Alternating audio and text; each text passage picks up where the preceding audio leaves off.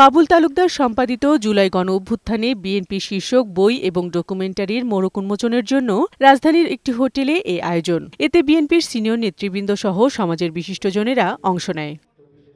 এ সময় দলের স্থায়ী কমিটির সদস্য আব্দুল মুইন খান বলেন, বিএনপি সবার আগে সংস্কারের কথা বলেছে, অথচ একটি মহল বিএনপিকে নিয়ে এখন ষড়যন্ত্র করছে। বিএনপির গণতান্ত্রিক আন্দোলন অব্যাহত থাকবে বলেও জানান তিনি। আমরা মানুষের মুক্তির কথা বলি, কিন্তু মাঝে মাঝে ভুলে যাই এই মানুষ কিন্তু মুক্ত থাকে না।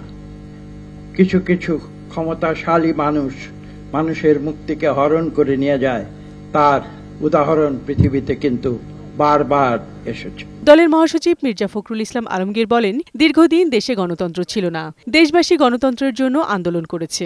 এখন যখন গণতন্ত্র প্রতিষ্ঠার সুযোগ এসেছে, তখন নিজেদের মতভেদের জন্য সেই সুযোগ নষ্ট করা যাবে না। 15-16 বছরের যে ফ্যাসিবাদ বিরোধী যে আন্দোলন শুধু বিএনপি নয়, এই দেশের সকল রাজনৈতিক দল, সকল সংগঠন, গণতন্ত্রকামী মানুষ, স্বাধীনতাকামী মানুষের যে সংগ্রাম, যে লড়াই, যে যুদ্ধ, তাকে ডকুমেন্টটাকে তুলে আনার জন্য আরো একটা উদ্যোগ গ্রহণ করা, এটা আমি আশা করব। 24-এর যে ছাত্র গণ অভ্যুত্থান, এই ছাত্র গণ অভ্যুত্থানের যে ফসল, এটাকে যেন আমরা এই দেশের মানুষের কাজে লাগাতে পারি। নির্বাচনের পরেও যেন দেশে গণতন্ত্র চর্চা সঠিকভাবে হয়, সে ব্যাপারে সব রাজনৈতিক দলগুলোকে একসাথে কাজ করার আহ্বান জানান মির্জা ফখরুল। যখন দেখি যে আপনার একদিকে ফ্যাসিস্ট হাসিনার মানবতা বিরোধী অপরাধের জন্য রায় দেওয়া হচ্ছে কোর্টে, অন্যদিকে দেখি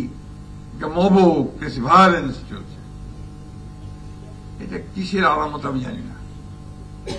আমি তো মনে করি যে ওই রায়ের যে গুরুত্ব, সেটাকে কমিয়ে দেওয়ার জন্য একটা বিশেষ মহল ভিন্ন খাতে বিশ্ব দৃষ্টিকে নেওয়ার জন্য এই কাজগুলো করে বলতে পারে। দেশকে ব্যর্থ রাষ্ট্রে পরিণত করতে না চাইলে গণতান্ত্রিক প্রতিষ্ঠানগুলোকে সঠিক পথে থাকতে হবে বলেও জানান বিএনপি মহাসচিব। প্রতিহিংসা নয়, আসুন আমরা গণতন্ত্রকে প্রতিষ্ঠা করতে সবাই একযোগে কাজ করি। বিউটি সমাদ্দার, বৈশাখী সংবাদ, ঢাকা।